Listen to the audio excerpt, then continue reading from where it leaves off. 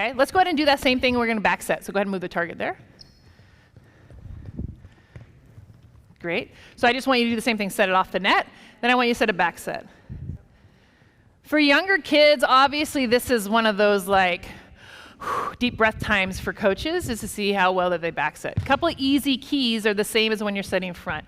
You want to make sure that you are in a position, same posture to set the ball, so it's nice and high.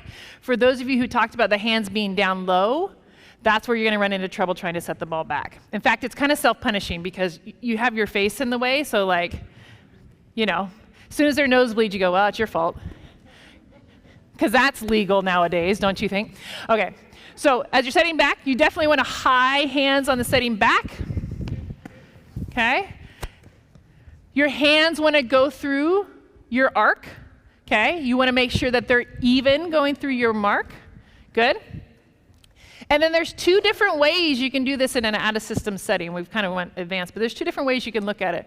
One is you can have yourself face your target.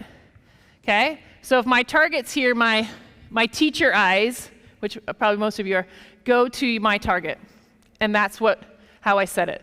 The other one you can do is, for lack of a better term, like a sight of a gun. So taking the seam of your shirt, taking your shoulder, okay, and you do this very well, okay, is to line up your gun sight to your target. So that I'm still making my turn as if, so I can set the outside if I want to, but then I set it over my shoulder, but it has to be consistently over that shoulder. When I start throwing my hands everywhere, hands have to go through my gun sight, so I shoot them, okay? That could be appropriate in some areas and not in others, so decide your metaphor. But you go ahead and we're going to watch this one right here. Okay, so she's coming off. Watch how she gets her shoulder, and then she sets it off her shoulder. So again, two different ways to do it. I think when they're younger, probably just getting them to learn to face their target might be best. Okay, as they're older, you can get them to start thinking about how can I set both. So I'm going to be turning towards the outside set, but I can also take it off my shoulder out to the back set. Whatever you guys want to call it, red or whatever.